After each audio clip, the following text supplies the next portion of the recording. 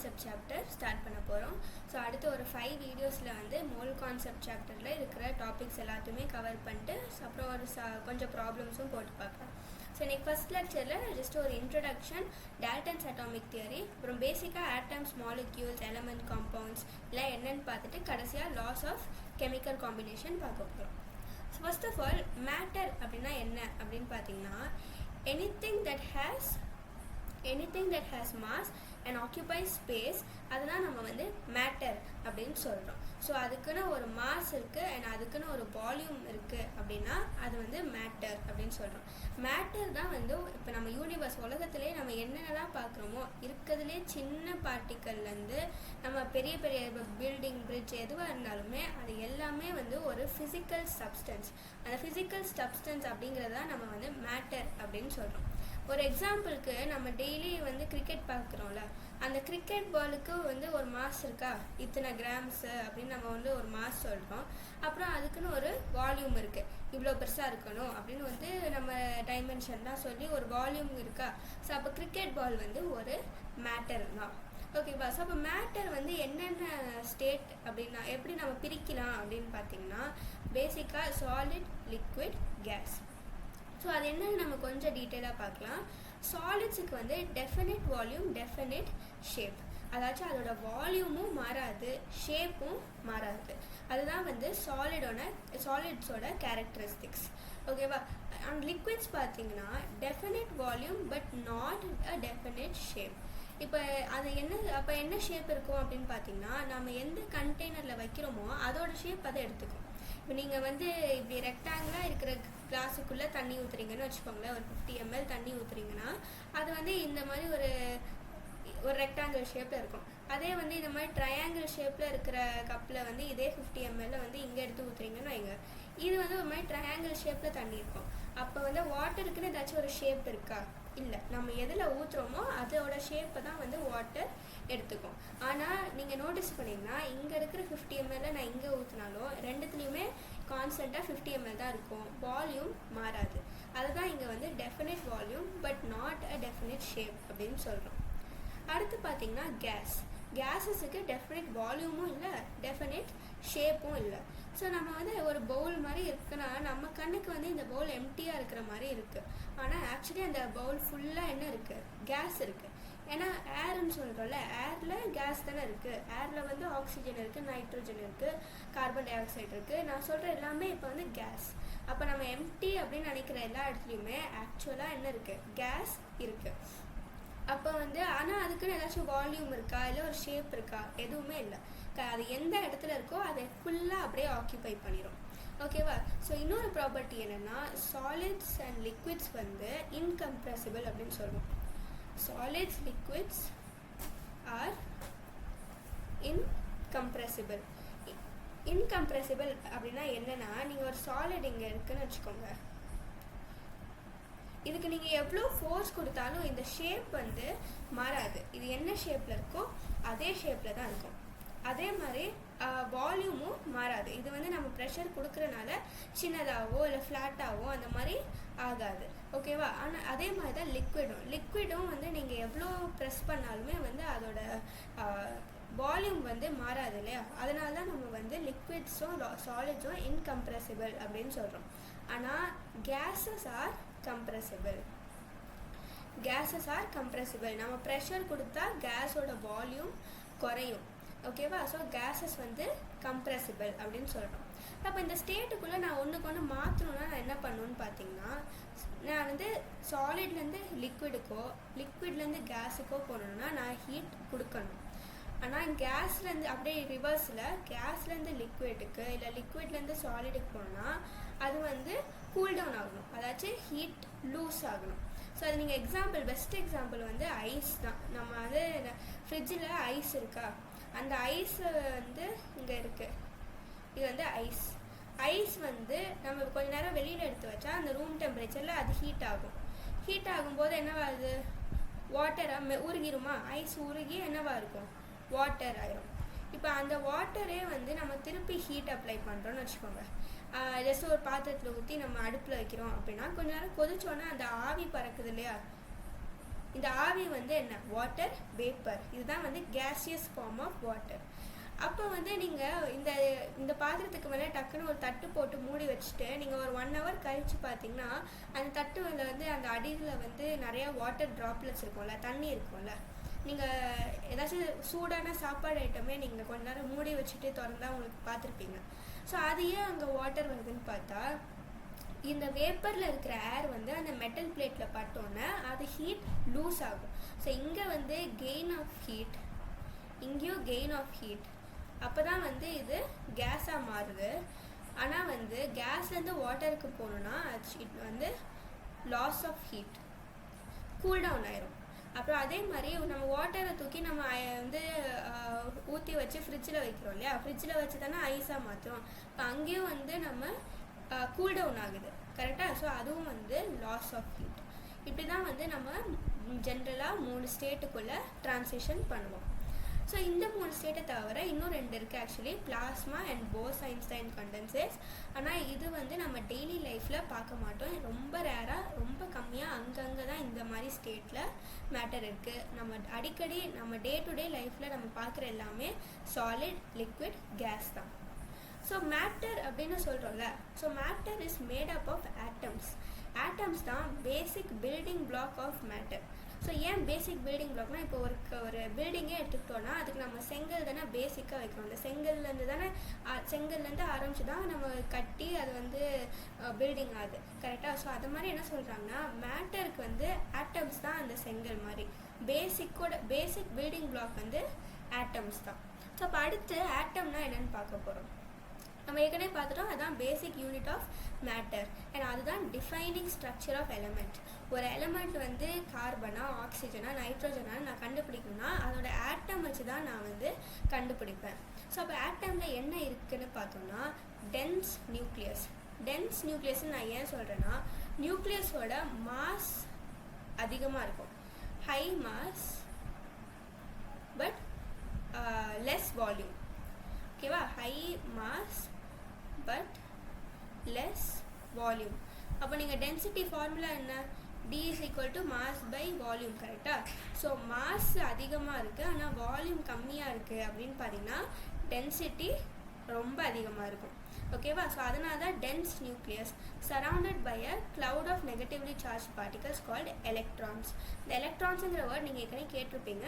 So அதுதான் வந்து அந்த நெகட்டிவ்லி சார்ஜ் பார்ட்டிகல்ஸ். நியூக்ளியஸை சுற்றி எலக்ட்ரான் வந்து ஆர்பிட்டில் இருக்கும். ஸோ இந்த மாடல் பற்றிலாம் நம்ம வந்து ஆட்டம்ஸ் சாப்டரில் டீட்டெயிலாக படிப்போம் அடுத்த சாப்டரில். ஸோ இப்போ வந்து ஜஸ்ட்டு இன்ட்ரடக்ஷன் தான். ஸோ நியூக்ளியஸில் என்ன இருக்குதுன்னு பார்த்தீங்கன்னா, positively charge protons and neutrons. இந்த டயக்ராம் பார்த்தீங்கன்னா தெரியும், இந்த ப்ளூ கலர் எல்லாமே நியூட்ரான், இந்த க்ரீன் கலரில் ப்ளஸ் போட்டிருக்கிறதெல்லாம் ப்ரோட்டான், சுற்றி இங்கே எல்லோவிஷாக இருக்குல்ல அதில் நெகட்டிவ் சார்ஜ் இருக்குல்ல அதுவெல்லாம் எலக்ட்ரான்.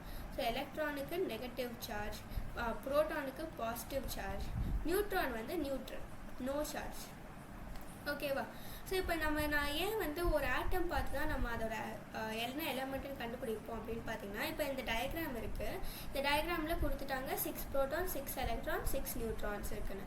அப்போ இந்த நம்பர்லாம் வச்சு தான் நான் உடனே சொல்லுவேன் இது வந்து கார்பன் ஆட்டம் அப்படின்னு. ஸோ இந்த ஒவ்வொரு ஆட்டமுக்கும் இந்த மாதிரி எத்தனை ப்ரோட்டான் இருக்கும், எத்தனை எலக்ட்ரான் இருக்கும், எத்தனை நியூட்ரான் இருக்கும் அப்படின்னு நம்ம முன்னாடியே ஃபிக்ஸ் பண்ணலாம். ஸோ அந்த ஆட்டம், ஒரு ஆட்டமை பார்த்தாலே அது எந்த எலமெண்ட்டோட ஆட்டம்னு டக்குன்னு நம்ம முடிவு பண்ணலாம். அதனால தான் நம்ம இதை வந்து இங்கே டிஃபைனிங் ஸ்ட்ரக்சர் ஆஃப் எலமெண்ட்ஸ் அப்படின்னு சொல்கிறோம். ஸோ அடுத்து நம்ம டால்டன்ஸ் அட்டாமிக் தியரி பற்றி பார்க்க போகிறோம். ஸோ ஆட்டம்ஸ் பற்றி டால்டன் வந்து ஒரு தியரி கொண்டு வந்தார். ஸோ அந்த தியரியோட என்ன பாயிண்ட்லாம் இருக்குது அப்படின்னு பார்க்கலாம். ஃபஸ்ட்டு வந்து all matter is made up of tiny indivisible particles called atoms. நம்ம ஏற்கனவே பார்த்துட்டோம். ஸோ நம்ம மேட்டரோட பேசிக் பில்டிங் பிளாக்கே ஆட்டம்ஸ் தான். ஆட்டம்ஸை வந்து அவர் என்ன சொல்கிறேன்னா, இதுக்கு மேலே ஆட்டம்ஸை பிரிக்க முடியாது, ஆட்டம்ஸ் தான் இருக்கிறதுலே பேசிக் அப்படின்னு சொன்னார். அண்ட் ஆட்டம்ஸ் தான் இருக்கிறதுலே சின்ன பார்ட்டிகல். ஸோ அதை குரூப் பண்ணி தான் மிச்சம் எல்லாமே நமக்கு கிடைக்குது அப்படின்னு சொன்னார். செகண்ட் பாயிண்ட் என்னென்னா, all atoms of a specific element are identical in mass, size and other properties. So அப்புறம் இங்கே வந்து நைட்ரஜன்னு எடுத்துக்கிட்டிங்கன்னா, நைட்ரஜனுக்கு என்ன ஆட்டம் எடுத்தாலுமே, நைட்ரஜன் எலமெண்ட்டோட எந்த ஆட்டம் எடுத்தாலுமே அதுக்கு சேம் மாஸ் சைஸ் ப்ராப்பர்ட்டிஸ்லாம் ஒரே மாதிரி இருக்கும். ஆனால் நீ ஆட்டம்ஸ் ஆஃப் டிஃப்ரெண்ட் எலிமெண்ட்ஸுக்கு டிஃப்ரெண்ட் ப்ராப்பர்ட்டிஸ். அப்போ நான் ஒரு நைட்ரஜன் ஆட்டம் எடுத்துக்கிட்டு இந்த பக்கம் ஒரு ஆக்சிஜன் ஆட்டம் எடுத்தேன்னா அதோட ப்ராப்பர்ட்டிஸ் மாஸ் எல்லாமே டிஃப்ரெண்ட்டாக இருக்கும். பட் நான் எத்தனை ஆக்சிஜன் ஆட்டம்ஸ் எடுத்தாலுமே அந்த மாஸ் ப்ராப்பர்ட்டிஸ் சைஸ் எல்லாமே கிட்டத்தட்ட ஒரே மாதிரி தான் இருக்கும். ஓகேவா? மூணாவது பாயிண்ட் என்னென்னு பார்த்தீங்கன்னா atoms can neither be created nor destroyed. இனிமேல் நம்மளால் ஆட்டம்ஸை உருவாக்கவும் முடியாது, இருக்கிற ஆட்டம்ஸை டெஸ்ட்ராய் பண்ணவும் முடியாது. ஓகே, ஸோ இதை வந்து cannot be divided into smaller particles. அதுதான் நம்ம இங்கே பார்த்தோம் indivisible particles. இதுக்கு மேலே ஆட்டம்ஸை வந்து இன்னும் சின்னதாக நம்மளால் பிரிக்க முடியாது அப்படின்னு சொல்கிறாரு. நாலாவது பாயிண்ட் என்னென்னு பார்த்தீங்கன்னா atoms of different elements can combine with each other in fixed whole number ratio to form compounds. So நம்ம காம்பவுண்ட்னா இப்போ நம்ம H2O இருக்குது, தண்ணியோட ஃபார்முலா H2O தானே. அப்போ H2O நம்ம சொல்கிறதுனா பேசிக்காக என்ன, ஒரு 2 H ஆட்டமும் ஒரு ஆக்சிஜன் ஆட்டமும் பாண்ட் ஃபார்ம் பண்ணி தான் நமக்கு வாட்டர் கொடுக்குது. கரெக்டாக? ஸோ அப்போ இந்த ரேஷியோ என்ன, 2:1 ஹோல் நம்பர் ரேஷியோ தானே. ஹோல் நம்பர் ரேஷியோனா என்ன சொல்ல வராங்கன்னா வந்து 1.5 2.3 இந்த மாதிரி ரேஷியோலலாம் ஆட்டம்ஸ் சேராது. எப்பயுமே ஹோல் நம்பர் ஆஃப் ஆட்டம்ஸ் தான் ரேஷியோவில் கரெக்டாக ஜாயின் ஆகி காம்பவுண்ட் ஃபார்ம் பண்ணும் அப்படின்னு சொல்கிறார். இன்னொன்று கடைசி பாயிண்ட் என்னென்னு பார்த்தீங்கன்னா atoms can be rearrange combined all separated in a chemical reaction. இப்போ நீங்கள் ஆக்சிஜனே எடுத்துக்கோங்களேன், 2 ஆக்சிஜன் ஆட்டம்ஸ் தான் வந்து சேர்ந்து நமக்கு ஆக்சிஜன் கேஸ் கொடுக்குது. கரெக்டாக? ஸோ அதே வந்து கார்பனோட ரியாக்ட் ஆகும்போது நமக்கு CO2 வருது, ஹைட்ரஜனோட ரியாக்ட் ஆகும்போது H2O வருது. அப்போ ஆட்டம்ஸ் வந்து ரீஅரேஞ்ச் ஆகலாம், வேறு எலமெண்ட்டோட கம்பைன் ஆகலாம், இல்லை ஏற்கனவே இருக்கிறது செப்பரேட் ஆகலாம். ஸோ இந்த மாதிரி பிரிக்கிறதோ சேர்றதோ மூலமாக தான் நமக்கு கெமிக்கல் ரியாக்ஷன் நடந்து புது புது ப்ராடக்ட்ஸ் ஃபார்ம் ஆகும். ஸோ இவ்வளோ நேரம் நான் ஆட்டம்ஸ், மாலிக்யூல்ஸ், எலமெண்ட், காம்பவுண்ட்ஸ் இந்த மாதிரி வேர்ட்ஸ்லாம் யூஸ் பண்ணலை. ஸோ அதோட டெஃபினேஷனை வந்து ஒரு வாட்டி பார்த்துக்கலாம். ஸோ நீங்கள் பேசிக்காக நீங்கள் மேட்டர் அப்படின்னு எடுத்துக்கிட்டிங்கன்னா மேட்டர் வந்து நான் 2 வகையாக பிரிக்கலாம், மிக்சர் இல்லாட்டி பியூர் சப்ஸ்டன்ஸ். மிக்சர் அப்படின்னா it will contain 2 or more components in any ratio. அதாச்சும் ஒரு ஃபிக்ஸட் ரேஷியோ கிடையாது. நம்ம மிக்சர் ஸ்நாக்ஸ் இருக்குல்ல, அதே யோசிச்சு பாருங்கள். அதில் வந்து எத்தனை ஒவ்வொரு கடையும் ஒவ்வொரு காம்பனன்ட்ஸ் போடுவாங்க. சில பேர் வந்து நிலக்கடலை இருக்காது, சில கடையில் இருக்கும். புரியுதுல்ல உங்களுக்கு? ஸோ அந்த மாதிரி வந்து வேறு காம்பனன்ட்ஸு, ஆனால் ஒரு இவ்வளோ தான் இது போடணும், இவ்வளோ தான் இது போடணும்னு ஒரு ஃபிக்ஸடாக கிடையாது. வந்து எனி ரேஷியோவில் அது இருக்கலாம். கரெக்டாக? ஸோ அதுதான் வந்து மிக்ஸ்சர். அதுலேயும் 2 டைப்ஸ் இருக்குது, ஹோமோஜீனஸ் மிக்சர், ஹெட்ரோஜீனஸ் மிக்சர். ஹோமோஜீனஸ்னால் அந்த காம்பனன்ட்ஸ் வந்து கம்ப்ளீட்டாக எல்லாமே மிக்ஸ் ஆகிடும். ஸோ வந்து ஒரு கண்டெய்னர் ஃபுல்லாக ஒரு ஹோமோஜீனஸ் மிக்சர் எடுத்துக்கிட்டிங்கன்னா அந்த மிக்சரில் நான் இங்கே பார்த்தா இந்த இடத்துல நான் சாம்பிள் எடுக்கிறேன், இல்லை இந்த இடத்துல சாம்பிள் எடுக்கிறேன், இல்லை இந்த இடத்துல சாம்பிள் எடுக்கிறேன், எங்கே இந்த கண்டெய்னருக்குள்ளே நான் எங்கே எடுத்தாலும் அந்த காம்போசிஷன் வந்து ஒரே மாதிரி இருந்தால் அது வந்து ஹோமோஜீனஸ் மிக்சர். ஆனால் ஹெட்ரோஜீனஸ் மிக்சர்லாம் அந்த மாதிரி இருக்காது. ஸோ எக்ஸாம்பிள் வந்து சாண்ட். ஸோ நம்ம சாண்ட்னா வந்து இப்போ மண் இருக்குது. ஸோ மண்ணில் வந்து ஒரு 4-5 வகையான கல் இருக்கும், இல்லை சம்டைம்ஸ் ஏதாச்சும் புழு இருக்கும், ஏதாச்சும் ஒன்று இருக்கும்ல. பட் எந்த இடத்துல உலகத்தில் எந்த இடத்துல நான் மண் எடுத்தாலும் ஒரே மாதிரி காம்போசிஷனாக இருக்கும்னு சொல்லலாமா? முடியாதுல்ல. இப்போ நீங்கள் ஒரு பாக்ஸ்லேயே நீங்கள் மண் அள்ளி போடுறீங்கன்னா இந்த இடத்துல வந்து மேபி கொஞ்சம் கல் ஜாஸ்தியாக இருக்கலாம், இந்த இடத்துல கல்லுலாம் கொஞ்சம் கம்மியாக இருக்கலாம். அது அப்படி தானே. ஸோ அது காம்போசிஷன் அப்படின்னு சொல்கிறோம்ல, அது வந்து யூனிஃபார்மாக இல்லை, த்ரூ அவுட் இந்த பாக்ஸ் ஃபுல்லாக சேமாக இல்லை. அப்படிங்கிறது தான் ஹெட்ரோஜீனஸ் மிக்சர். ஸோ அடுத்து வந்து இது மிக்சர் பார்த்தாச்சு. அடுத்து நம்ம என்ன பார்க்க போகிறோம், பியூர் சப்ஸ்டன்சஸ் பார்க்கணும். ஓகேவா? பியூர் சப்ஸ்டன்சஸில் அதுலேயும் 2 டைப் இருக்குது, எலமெண்ட்ஸ், காம்பவுண்ட்ஸ். ஸோ எலமெண்ட்ஸ் வந்து made up of 1 type of atom. So நம்ம எலமெண்ட்ஸ் வந்து பீரியாடிக் டேபிள் அப்படின்னு சொல்லுவோம்ல. ஸோ அதில் தான் வந்து நம்ம இந்த கார்பன், நைட்ரஜன், ஆக்சிஜன் இது எல்லாமே எலமெண்ட்ஸ். கரெக்டாக? ஸோ நீங்கள் கார்பன் லைக் இப்போ நீங்கள் கார்பன் ஒரு பீஸ் ஆஃப் கார்பன் எங்கேயோ பார்க்குறீங்கன்னு வச்சுக்கோங்களேன். அதில் நீங்கள் என்ன எடுத்தாலுமே அதில் 1 டைப் ஆஃப் ஆட்டம் தான் இருக்கும். ஓகேவா? ஆனால் நீங்கள் காம்பவுண்ட் பார்த்தீங்கன்னா it is made up of 2 or more different elements.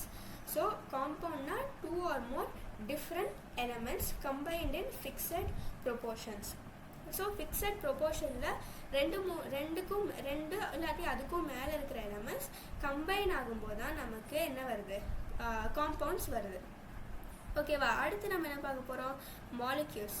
So molecules வந்து டெஃபினேஷன் பார்த்தீங்கன்னா ஆல்மோஸ்ட் காம்பவுண்ட்ஸ் மாதிரி இருக்கும் பாருங்களேன்.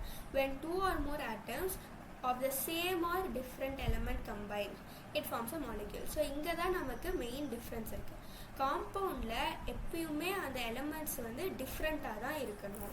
ஆனால் மாலிக்யூல்ஸில் அந்த ஆட்டம் வந்து சேம் எலமெண்ட்லேருந்தும் இருக்கலாம், டிஃப்ரெண்ட் எலமெண்ட்லேருந்தும் இருக்கலாம். ஸோ இதுக்கு ஒரு எக்ஸாம்பிள் சொல்லணும்னா H2O இருக்குல்ல, H2O வந்து நான் வந்து மாலிக்யூல்னு சொல்லலாம், காம்பவுண்டுன்னு சொல்லலாம்.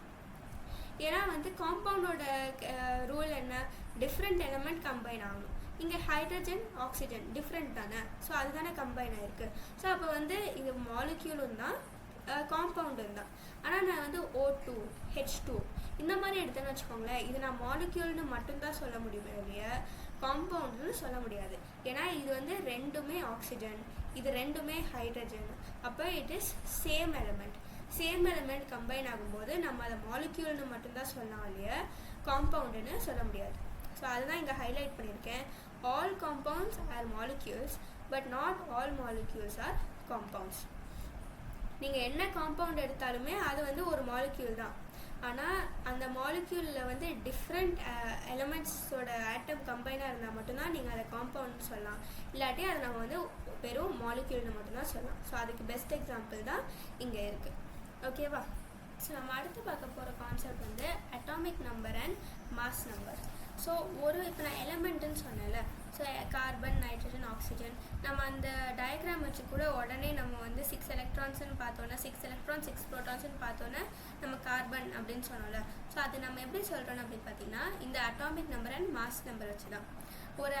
ஒரு எலமெண்ட்டுக்கு அட்டாமிக் நம்பர் வந்து number of protons in the nucleus and இந்த நம்பர் ஆஃப் ப்ரோட்டான்ஸ் இந்த நியூக்ளியஸும் இந்த நம்பர் ஆஃப் எலக்ட்ரான்ஸ் இந்த neutral atom.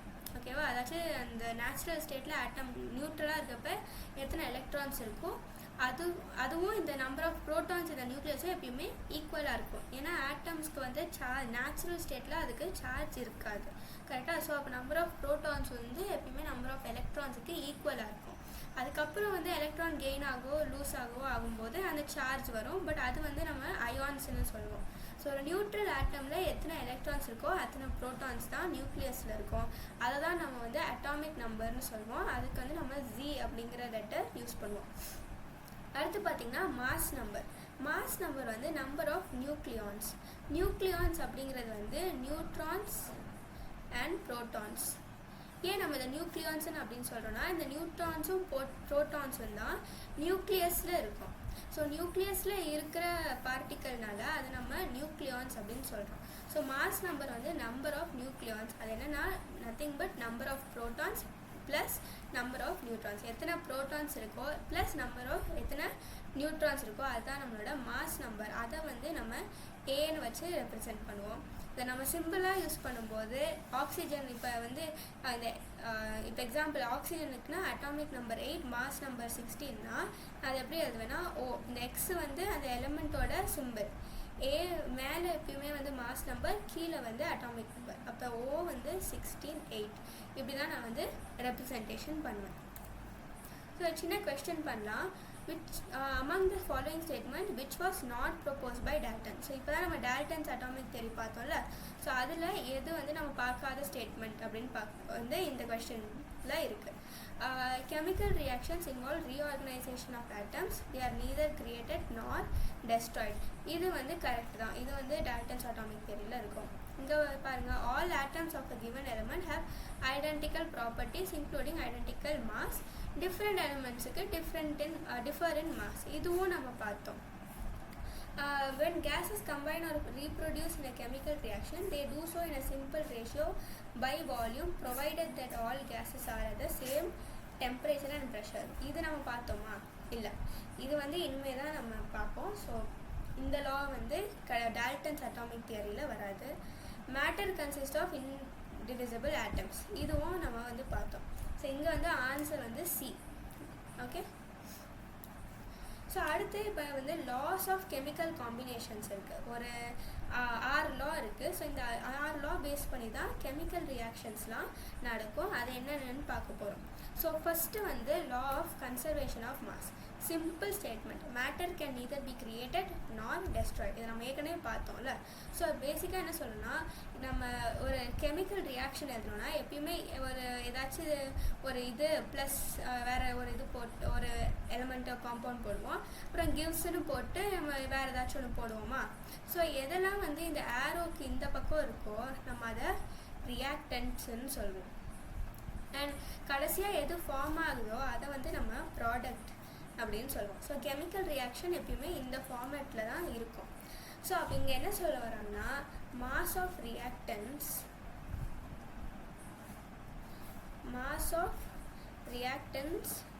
is equal to mass of products. So mass of reactants is equal to mass of the products. So அப்போ வந்து இந்த எக்ஸாம்பிளில் பாருங்களேன், இந்த ரியாக்ஷன் என்ன பேசிக்காக என்ன ரியாக்ஷன் பார்த்தா CH4 plus 2 oxygen give CO2 plus 2 H2O water. அப்போ இதுதான் வந்து நம்மளோட ரியாக்டன்ஸ், இதெல்லாம் வந்து நம்மளோட ப்ராடக்ட்ஸ். ஸோ அப்போ இந்த ரியாக்டன்ஸோட மாஸ், அதாச்சும் மாஸ்னால் சம், இந்த டோட்டலாக ரியாக்டன்ஸோட ஃபுல் மாஸ் தான் எடுக்கணும். ஸோ CH4க்கு 16, ஒரு ஆக்சிஜனுக்கு 32, 2 ஆக்சிஜனுங்கிறனால 2 times 32 64 வரும். ஸோ இந்த 64 + 16 பண்ணிங்கன்னா 80 வரும். ஸோ ரியாக்டன்ட் சைடில் 80 கிராம்னு வந்துடுச்சு. ஓகே, ஸோ அப்போ ப்ராடக்ட்டுக்கு வருவோம். CO2 இருக்குது. ஸோ அது வந்து ஒரு 44 grams. 2 H2O, ஒரு H2O வந்து 18, 2 H2Oனால 2 × 18 36 வரும். நீங்கள் 36 + 44 பண்ணிங்கன்னா இதுவும் 80 வரும். ஸோ இப்போ பார்த்தீங்கன்னா ரியாக்டன்ட் சைட்லேயும் 80 grams, அந்த கெமிக்கல் ரியாக்ஷன் நடந்து அதுக்கப்புறம் ப்ராடக்ட் சைடில் பார்த்தீங்கன்னாலும் டோட்டல் மாஸ் 80 grams. இதுதான் law of conservation of mass. அடுத்து லா ஆஃப் டெஃபினிட் ப்ரொபோர்ஷன் இல்லாட்டி கான்ஸ்டன்ட் ப்ரொபோர்ஷன்னு வந்து சில டெக்ஸ்ட் புக்ஸில் இருக்கும். என்ன சொல்கிறாங்கன்னா, a given compound always has the same proportions of elements by weight. So இப்போ வந்து இதுக்கு ஒரு எக்ஸாம்பிள் பார்த்து நம்ம புரிஞ்சுக்கலாம். குப்ரிக் கார்போனேட்னு ஒரு காம்பவுண்ட் இருக்குது. ஸோ அதை வந்து 2 இடத்துலேருந்து அதை எடுக்கிறாங்க. ஒன்று வந்து நேச்சுரலாக அது ஏதோ ஒரு இடத்துல வந்து இருக்குது, நேச்சுரலாகவே அந்த இடத்துல குப்ரிக் கார்போனேட் இருக்குது, அதை ஒரு சாம்பிளாகவும், இன்னொரு இடத்துல வந்து லேபில் வந்து சிந்தட்டிக்காக லேபில் வந்து இந்த காம்பவுண்டை உருவாக்கியிருக்காங்க, குப்ரிக் கார்போனேட்டை. ஸோ இதுலேருந்து ஒரு சாம்பிள், இதுலேருந்து ஒரு சாம்பிள் எடுத்து அதில் வந்து எவ்வளோ காப்பர் இருக்குது, எவ்வளோ கார்பன் இருக்குது, எவ்வளோ ஆக்சிஜன் இருக்குதுன்னு அவங்க டெஸ்ட் பண்ணியிருக்கப்ப இந்த டேபிள் பாருங்களேன், ரெண்டும் எக்ஸாக்டாக அதே வேல்யூஸ்.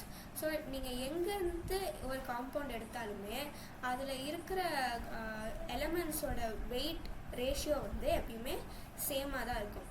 இன்னொரு இப்போ வாட்டரை வச்சுக்கோங்களேன், வாட்டரை வந்து நீங்கள் வந்து ஒரு பாண்ட்லேருந்து எடுத்தாவோ இல்லை வந்து ஒரு வாட்டர் ஃபால்லேருந்து எடுத்தா இல்லை கடல்லேருந்து எடுத்தா எங்கேருந்து எடுத்தாலுமே வந்து வாட்டர் அப்படின்னா H2O, அதில் வந்து மாஸ் வந்து ஒரே மாதிரி தான், 2 ஹைட்ரஜனோட மாஸும் ஒரு ஆக்சிஜனோட மாஸ், இந்த ரேஷியோவில் தான் நீங்கள் எந்த இடத்துலேருந்து வாட்டர் எடுத்தாலுமே இருக்கும். ஸோ அதுதான் வந்து law of definite proportion.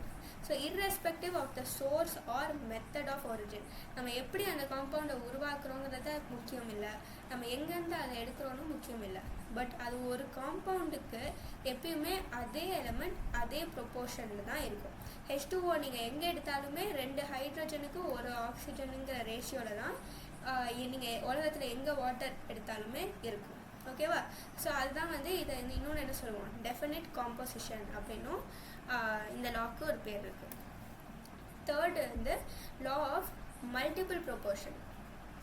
Okay, so இதில் என்ன சொல்கிறாங்கன்னா, if 2 elements combine to form more than one compound, the mass of one element that combines with fixed mass of other element are in ratio of whole numbers. So பார்க்க கொஞ்சம் கன்ஃபியூசிங்காக இருக்கும், நம்ம example வச்சு திருப்பி பார்க்கலாம்.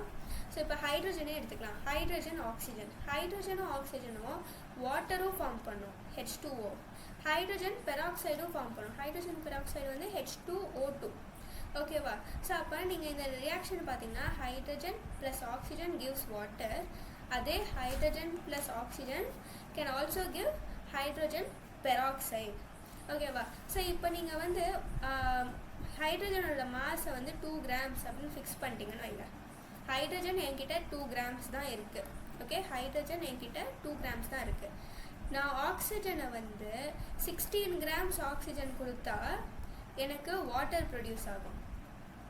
அதே 2 கிராம்ஸ் ஹைட்ரஜன் இருக்குது, but நான் வந்து கொஞ்சம் எக்ஸ்ட்ரா ஆக்சிஜன் வச்சுருக்கிறனால 32 கிராம்ஸ் ஆக்சிஜன் கொடுத்தேன்னா எனக்கு H2O2 ஃபார்ம் ஆயிடும். ஓகேவா? ஸோ நீங்கள் இந்த ஹைட்ரஜனோட மாஸை ஃபிக்ஸ் பண்ணி வச்சுட்டு இந்த ஆக்சிஜனோட மாஸை ரேஷியோ எடுங்களேன். 16:32. அது என்ன வருது? 1:2. ஹோல் நம்பர் ரேஷியோவா? இதுதான் சொல்ல வராங்க. Fixed mass of other element. ஒரு எலமெண்ட்டை ஃபிக்ஸ்டு மாஸ் 2 கிராம்ஸ் அந்த மாதிரி நான் ஃபிக்ஸ் பண்ணிட்டேன். 5 எத்தனை கிராம்ஸ் அந்த எலமெண்ட்டை பொறுத்து நான் ஃபிக்ஸ் பண்ணிட்டேன். இந்த கேஸில் நான் ஹைட்ரஜனை 2 கிராம்ஸ்னு ஃபிக்ஸ் பண்ணிட்டேன். இப்போ ஆக்சிஜன் இவ்வளோ கொடுத்தா ஒரு ப்ராடக்ட் ஃபார்ம் ஆகும், ஆக்சிஜன் இவ்வளோ கொடுத்தா எனக்கு வேறு ப்ராடக்ட் ஃபார்ம் ஆகுதா? ஸோ இந்த 2 மாஸையும் நான் ரேஷியோ எடுத்தால் எப்பயுமே எனக்கு ஒரு ஹோல் நம்பர் ரேஷியோவாக வரும். அப்படிங்கிறது தான் வந்து லா ஆஃப் மல்டிபிள் ப்ரொபோர்ஷன். ஓகேவா? ஸோ அடுத்து வந்து law of reciprocal proportion. So இங்கே என்ன சொல்கிறாங்கன்னா, if two different elements combine separately with the same weight of the third, the ratio of masses in which they do so are either the same or a simple multiple mass of the mass ratio in which they combine. So இந்த மாதிரி ஸ்டேட்மெண்ட்டாக பார்க்கும்போது எப்பயுமே கொஞ்சம் confuse ஆகும். நம்ம வந்து இங்கேயும் எக்ஸாம்பிளே பார்க்கலாம். ஸோ இப்போ இங்கே என்ன, நம்ம கார்பன், ஹைட்ரஜன், ஆக்சிஜன் இது 3 எலமெண்ட் எடுத்துட்டேன். கார்பனும் ஹைட்ரஜனும் ஒன்றா சேர்ந்தால் CH4 கொடுக்கும். ஹைட்ரஜனும் ஆக்சிஜனும் ஒன்றா சேர்ந்தால் H2O கொடுக்கும். கார்பனும் ஆக்சிஜனும் வந்து ஒன்றா சேர்ந்தால் கார்பன் டை ஆக்சைடு கொடுக்கும். கரெக்டாக? ஸோ இந்த 3 எலமெண்ட்டும் ஒன்றுக்கு ஒன்று ரியாக்ட் பண்ணும்போது அதுக்குன்னு ஒரு ப்ராடக்ட் வருதா? ஸோ இப்போ நம்ம என்ன பண்ண போகிறோம்னா, ஃபார் எக்ஸாம்பிள் நம்ம இப்போ CH4 எடுத்துக்கோங்களேன். ஸோ இப்போ CH4 இங்கே இருக்குது. அதுக்கு என்னென்ன எலமெண்ட்ஸ் கம்பைன் ஆகணும்? கார்பனும் ஹைட்ரஜனும். ஸோ கார்பன் எவ்வளோ கம்பைன் ஆகும்? 12 கிராம்ஸ் கார்பன் கம்பைன் ஆகணும், 4 கிராம்ஸ் ஹைட்ரஜன் கம்பைன் ஆகணும். கரெக்டாக? ஸோ அடுத்து நம்ம வந்து CO2 எடுத்துப்போம். CO2 எடுத்துக்கிட்டா அதே 12 கிராம்ஸ் கார்பன் தான். ஆக்சிஜன் எவ்வளோ தேவை? 32 கிராம்ஸ். கரெக்டாக? ஆக்சிஜன் வந்து 32 கிராம்ஸ் தேவை. இப்போ நான் வந்து இதை வச்சுட்டு எனக்கு இப்போ H2O ஃபார்ம் பண்ணுன்னா ஹைட்ரஜன் எவ்வளோ தேவை? 2 கிராம். ஆக்சிஜன் வந்து 16 கிராம். ஸோ நீங்கள் வந்து 32:2 இந்த ரேஷியோ, ஒரு fixed amount of carbon 12 grams carbon fix பண்ணிட்டீங்க. அதுக்கு 4 கிராம் ஹைட்ரஜன் இருந்தால் CH4 இருக்கும். 32 கிராம்ஸ் ஆக்சிஜன் கொடுத்தா CO2 ஃபார்ம் ஆகும். ஸோ இப்போ இந்த 2 வெயிட்டையும் நான் ரேஷியோ எடுக்கிறேன்னு வச்சுக்கோ. 32:4ன்னு வருமா? இது நம்ம வந்து 16:2 மல்டிபிள் தானே இது. இங்கே நம்ம H2Oவில் என்ன இருக்குது? Oxygen to hydrogen. இது வந்து oxygen to hydrogen ratio. Oxygen to hydrogen ratio H2Oவில் 16:2. அதோட மல்டிபிள் இதை இன்ட்டு 2 பண்ணால் 16 × 2 32. 2 × 2 4. இதோட மல்டிபிள் தானே இது. அதுதான் இங்கே சொல்கிறாங்க, it will be either the same or as multiple of the mass ratio in which they combine. So நம்ம வந்து கார்பனை வந்து சென்டராக ஃபிக்ஸ் பண்ணிட்டு என்ன பண்ணோம், ஹைட்ரஜன் CH4 ஃபார்ம் ஆகிறதுக்கு எவ்வளோ ஹைட்ரஜன் தேவைன்னு பார்த்துட்டு, CO2 ஃபார்ம் ஆகிறதுக்கு எவ்வளோ ஆக்சிஜன் வேணும்னு பார்த்துட்டு, அப்புறம் ஹைட்ரஜனும் ஆக்சிஜனும் சேர்ந்தால் என்ன மாஸ் தேவைன்னு பார்த்துட்டு அதை ரெண்டையும் இங்கே கம்பேர் பண்ணுறோம். ஸோ அதுவும் எப்பயுமே சிம்பிள் ரேஷியோவில் தான் இருக்கும். ஸோ இங்கே வந்து into 2. Okay, so simple multiple. Okay, Gay-Lussac's law of gaseous volume. இது வந்து ஆல்மோஸ்ட் நம்மளோட ப்ரீவியஸ் லாவோட காம்பினேஷன் மாதிரி. So when gases combine in a chemical reaction, they do so in a simple ratio by volume, provided that all gases are at the same temperature and pressure. So ஒரு எக்ஸாம்பிளுக்கு 100 ml hydrogen. So hydrogen வந்து 100 ml and 50 ml oxygen. Hydrogen 100 ml, oxygen 50 ml. இது எவ்வளோ தரும் எனக்கு? Water 100 mlன்னு சொல்கிறேன். இது ஆனால் கொஞ்சம் கன்ஃபியூசிங்காக இருக்க மாதிரி இருக்குல்ல. 100 50 அப்படின்னா இங்கே 150 வரும்னு நினைப்போம். ஆனால் அது அப்படி கிடையாது. ஏன்னு பார்த்தீங்கன்னா இங்கே வந்து 2H2 + O2 H2O வந்து 2H2O கொடுக்கும். இங்கே பாருங்கள், இங்கே நமக்கு இந்த பக்கம் வந்து 2 × 2 இங்கே 4 ஹைட்ரஜன் ஆட்டம் இருக்குது, இங்கே 2 ஆக்சிஜன் ஆட்டம் இருக்குது. நீங்கள் இங்கே பாருங்கள், 4 ஹைட்ரஜன் 2 × 1 2 ஆக்சிஜன். ஸோ இதுதான் வந்து பேலன்ஸ்ட் கெமிக்கல் ரியாக்ஷன். இதையும் நம்ம அடுத்த ஒரு கிளாஸில் வந்து பார்ப்போம் எப்படி பேலன்ஸ் பண்ணுறதுன்னு. பட் இப்போதைக்கு பார்த்தீங்கன்னா 2 ஹைட்ரஜன் ஆட்டம் ஒரு ஆக்சிஜன் ஆட்டமோட சேர்ந்தாதான் எனக்கு 2 வாட்டர் கிடைக்கும். நீங்கள் வந்து இப்போ ஒரு வாட்டர் ஃபார்ம் பண்ணணும்னு வச்சுக்கோங்களேன், ஒரு H2Oனா எனக்கு வந்து ஒரு H2 ப்ளஸ் ஒரு O தேவை. ஆனால் நம்ம வந்து நேச்சரில் வந்து இந்த ஒரு O மாதிரி எப்பயுமே இருக்காது. நம்ம நேச்சரில் எப்பயுமே O2ஆக தான் இருக்கும். அதனால தான் நம்ம வந்து 2 ஹைட்ரஜன் மாலிக்யூலையும் அப்போ ப்ராடக்ட்டும் வந்து 2 வாட்டர் மாலிக்யூல் ஃபார்ம் ஆகும். ஓகேவா? ஸோ இப்போ பாருங்களேன், 2H2 இது 100 ml.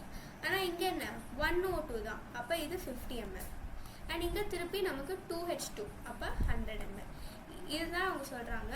they will provided that all gases are at same temperature and pressure and the ratio of combination வந்து simple ratioவாக இருக்கும்.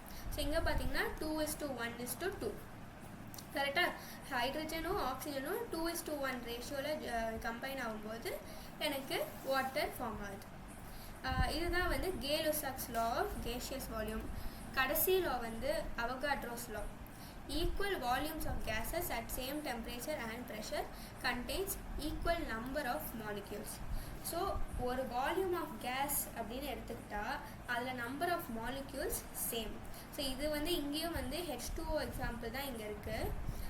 இது வந்து H2O, இது வந்து ஒரு ஹைட்ரஜன், இது வந்து ஒரு ஹைட்ரஜன், இது வந்து ஒரு ஆக்சிஜன். நீங்கள் பார்த்தீங்கன்னா ஒரு வால்யூம் ஆஃப் ஹைட்ரஜனும் ஒரு வால்யூம் ஆஃப் ஆக்சிஜனும் சேம் நம்பர் ஆஃப் மாலிக்யூல்ஸ் இருக்கும். அண்ட் இதோட டபுளாக இங்கே இருக்கும், ஏன்னா இது வந்து 2 வால்யூம்ஸ் ஆஃப் வாட்டர் வேப்பர். ஓகேவா? ஸோ பேசிக்காக இது என்ன சொல்லுதுன்னா, ஒரு கேஸுக்கு இவ்வளோ வால்யூம் அப்படின்னு நம்ம டிஃபைன் பண்ணுறோம். ஸோ இந்த பாக்ஸ் இருக்குல்ல, ஸோ இந்த பாக்ஸ் அளவுக்கு வந்து ஃபுல்லாக கேஸ் இருக்குது அப்படின்னு சொல்கிறோம். இப்போ இந்த வால்யூம் அண்ட் இதே பாக்ஸில் தான் நான் இங்கே ஆக்சிஜனும் வச்சுருக்கேன். அண்ட் இதே பாக்ஸில் அப்படியே டைம் இன்ட்டு 2 பண்ணி அது எவ்வளோ வால்யூமோ அதுதான் இந்த பாக்ஸ்னால் இங்கே இருக்கிற மாலிக்யூல்ஸ், இங்கே இருக்கிற மாலிக்யூல்ஸ், இங்கே இருக்கிற மாலிக்யூல்ஸ், இது மூணுமே ஈக்குவல் நம்பர் ஆஃப் மாலிக்யூல்ஸ் இருக்கும். அண்ட் இங்கே வந்து கரெக்டாக அதுக்கு டபுள் இருக்கும். ஓகேவா? ஸோ தியரி இதோட முடிஞ்சு ஜஸ்ட் ஒரு 2 கொஸ்டின் மட்டும் பார்க்கலாம். irrespective of the source, pure sample of water always yields 88.89% of mass of oxygen and 11.11% mass of hydrogen. So this is explained by the law of. So இது எந்த law காமிக்குதுன்னு கேட்குறாங்க. So இது easy தானே. Conservation of mass, constant composition, multiple proportion, constant volume. So இந்த example நம்ம எதுக்கு பார்த்தோம்? Constant composition. எங்கேருந்து வாட்டர் எடுத்தாலுமே அந்த வாட்டரில் எப்பயுமே ஆக்சிஜனும் ஹைட்ரஜனும் ஒரே மாஸ் ரேஷியோவில் இருக்கும். ஸோ அதுதான் கான்ஸ்டன்ட் காம்போசிஷன். ஸோ அடுத்த question, how much of mass of silver nitrate will react if 5.85 gram of sodium chloride to produce 14.35 gram of silver chloride and 8.5 gram of sodium nitrate if law of conservation of mass is followed. So இங்கே law of எதுன்னு கொடுத்துட்டாங்க, எந்த law use பண்ணணும்னு கொடுத்துட்டாங்க. So நம்ம first reaction எழுதுவோம். Silver nitrate, so AgNO3 plus sodium chloride, so NaCl. Product என்ன? Silver chloride, so AgCl plus sodium nitrate, so NaNO3. இங்கே என்ன சொல்கிறாங்க? 5.85 gram of sodium chloride. So இது வந்து 5.85 gram. Produce 14.35 gram of silver chloride, இது 14.35 gram. அப்புறம் 8.5 gram sodium nitrate, இது 8.5 gram. So அப்போ AgNO3 எவ்வளோ ரியாக்ட் ஆகும்? How much mass of silver nitrate will react, அதுதான் கேள்வி. இங்கே என்ன கொடுத்துட்டாங்க? லா ஆஃப் கன்சர்வேஷன் ஆஃப் மாஸ்ன்னு சொல்லிட்டாங்க. அப்போ என்ன நமக்கு? Mass of reactants is equal to mass of products. கரெக்டா? ஸோ அப்போ மாஸ் ஆஃப் ரியாக்டன்ஸை நம்ம இதை எக்ஸ் கிராம்ஸ்னு வச்சுக்கலாம். இப்போதைக்கு நம்ம எக்ஸ் தான் கண்டுபிடிக்கணும். அப்போ X plus 5.85 is equal to 14.35 plus 8.5. அப்போ எக்ஸ் வேணும்னா நான் வந்து 14.35 ப்ளஸ் 8.5. ஸோ அது என்ன வரும்? 14.35 plus 8.5 22.55 and இந்த minus 5.85 பண்ணும்.